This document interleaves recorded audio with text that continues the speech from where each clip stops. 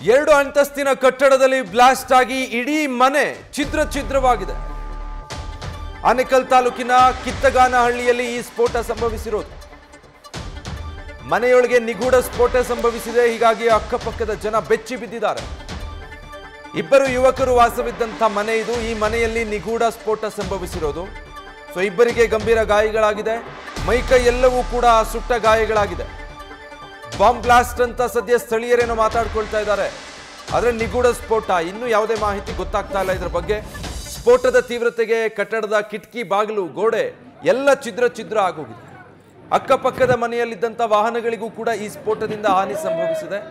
ಸದ್ಯ ಸ್ಥಳದಲ್ಲಿ ಸೂರ್ಯನಗರ ಪೊಲೀಸರು ಪರಿಶೀಲನೆ ನಡೆಸ್ತಾ ಇದ್ದಾರೆ.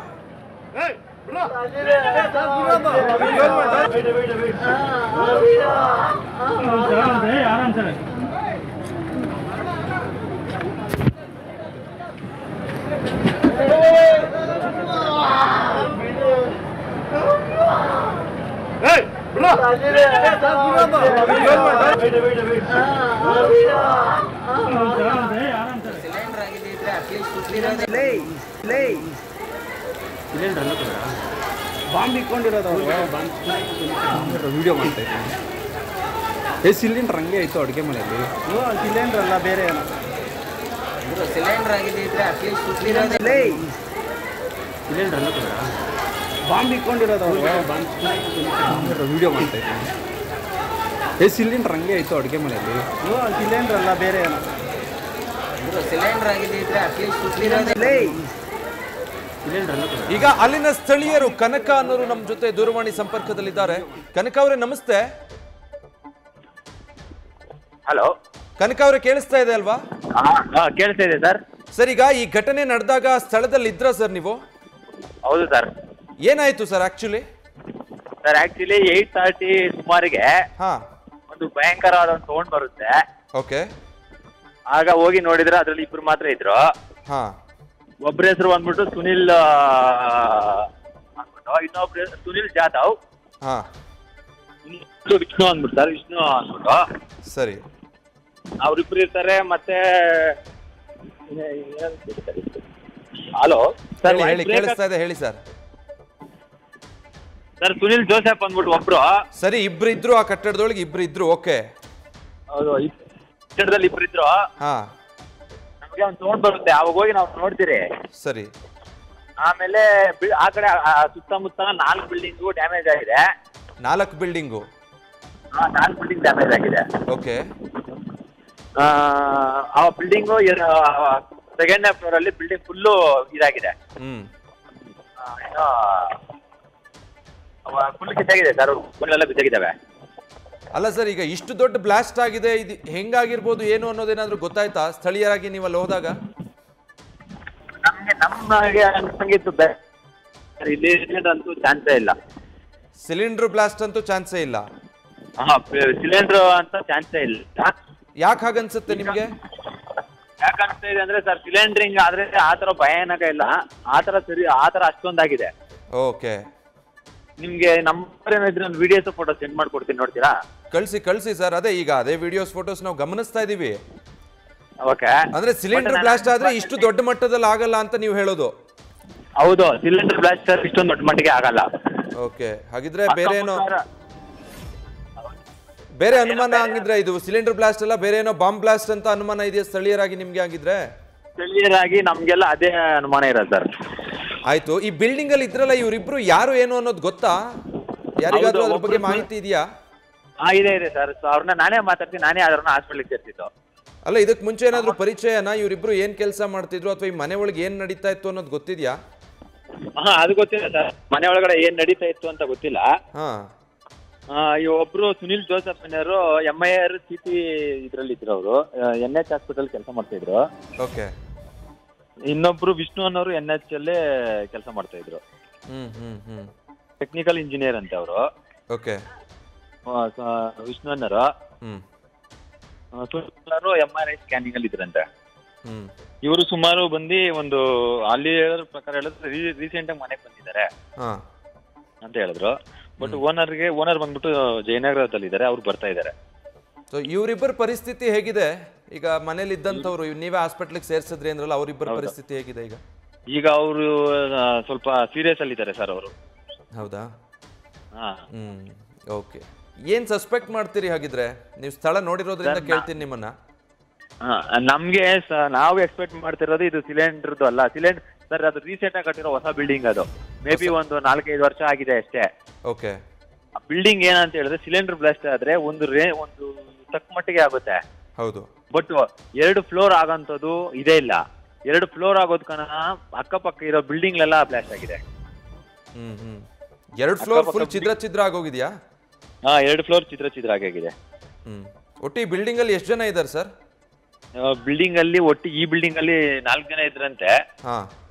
2 ಕೆಲ್ಸಕ್ಕೆ ಹೋಗಿದ್ದಾರೆ, 2 ಇದ್ದಾರೆ. ಪಕ್ಕದ ಬಿಲ್ಡಿಂಗ್ ಅಲ್ಲಿ ಎಲ್ಲ ಕೆಲ್ಸಕ್ಕೆ ಹೋಗಿದ್ದಾರೆ. ಓಕೆ. ಮೇಲೆಗಡೆ ಬಿಲ್ಡಿಂಗ್ 4ನೇ ಫ್ಲೋರ್ ಅಲ್ಲಿ ಮನೆಯಲ್ಲಿ ಯಾರೋ ವಾಸ ಇದ್ರು ಒಂದು ಮನೆಯಲ್ಲಿ. ಅವ್ರಿಗೆ ಸೌಂಡ್ ಕೇಳಿ ಅವ್ರು ಇದಕ್ಕೆ ಆ ಮೇಲೆಗಡೆ ಬಿದ್ದೇ ಇಲ್ಲ ಸದ್ಯಕ್ಕೆ. ಅವಾಗ ಅವ್ರ ಮೇಲೆಯಿಂದ ಕೆಳಗೆ ಬಂದ್ರು. ಅದೇ ಅಲ್ಲಿ ಇಬ್ರು ವಾಸ ಇದ್ರಲ್ಲ ಅವ್ರ ಮೇಲೆ ಏನಾದ್ರು ಅನುಮಾನ ಇದೆಯಾ? ಅವ್ರಿಗೆ ಅನುಮಾನ ಇದೆ ಸರ್. ಈಗ ಹಾಸ್ಪಿಟಲ್ ಇದ್ದಾರೆ. ಅವ್ರಿಗೆ ನಮ್ಗೆ ಅನುಮಾನ ಇದೆ. ಅವ್ರು ನೋಡ್ತಾ ಇದ್ರೆ ಒಬ್ರು ಹಿಂದೂ ಅನ್ಸ್ತಾರೆ, ಒಬ್ರು ಮುಸ್ಲಿಂ ಅನ್ಸ್ತಾರೆ.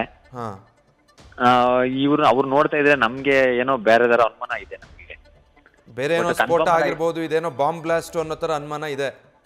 ಈಗ ನಮ್ಮ ಸ್ಥಳೀಯರಿಗೆ ಎಲ್ಲರಿಗೂ ಅಕ್ಕಪಕ್ಕ ಮನೆಗಳು ನಮ್ಗೆಲ್ಲರಿಗೂ ಅಲ್ಲಿರೋ ಜನಗಳಿಗೆಲ್ಲ ಇದೆ ಅನುಮಾನ.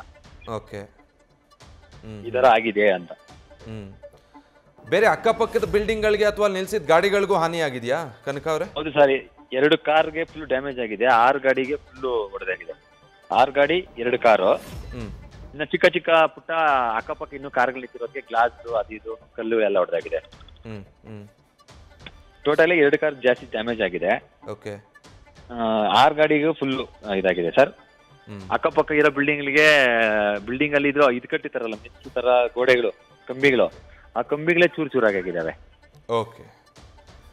All right sir, thank you news first ಜೊತೆ ಮಾತಾಡಿದ್ದಕ್ಕೆ. ಇದು ಅಲ್ಲಿನ ಸ್ಥಳೀಯರು. ಕನಕ ಅವರು ನ್ಯೂಸ್ ಫಸ್ಟ್ ಜೊತೆ ಮಾತಾಡ್ತಾ ಇದ್ರು.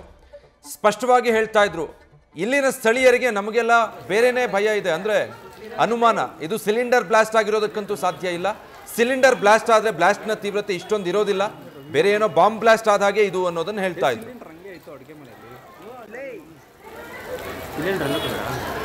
ಬಾಂಬ್ ಇಟ್ಕೊಂಡಿರೋದು ವಿಡಿಯೋ ಮಾಡ್ತಾ ಇದ್ದೀನಿ.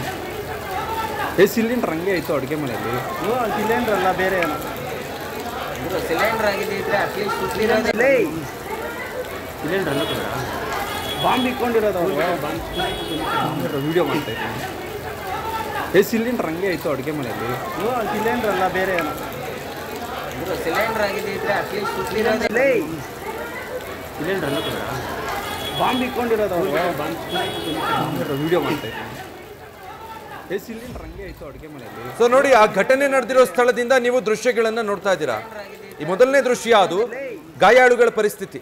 ಅದನ್ನ ನೋಡ್ಲಿಕ್ಕೆ ಸಾಧ್ಯ ಆಗಲ್ಲ ನೇರವಾಗಿ, ಯಾಕಂದ್ರೆ ಬಹಳ ಸುಟ್ಟ ಗಾಯಗಳಾಗಿದೆ ಅವ್ರ ಮೈ ಮೇಲೆಲ್ಲ. ಇಬ್ಬರಿದ್ರು ಅಲ್ಲಿ. ಮತ್ತೊಬ್ರು ಸ್ಥಳೀಯರು ಹರೀಶ್ ಪ್ರಸಾದ್ ಅಂತ ಈಗ ಸಂಪರ್ಕಕ್ಕೆ ಸಿಕ್ಕಿದ್ದಾರೆ. ಹರೀಶ್ ಪ್ರಸಾದ್ ಅವರೇ ನಮಸ್ತೆ.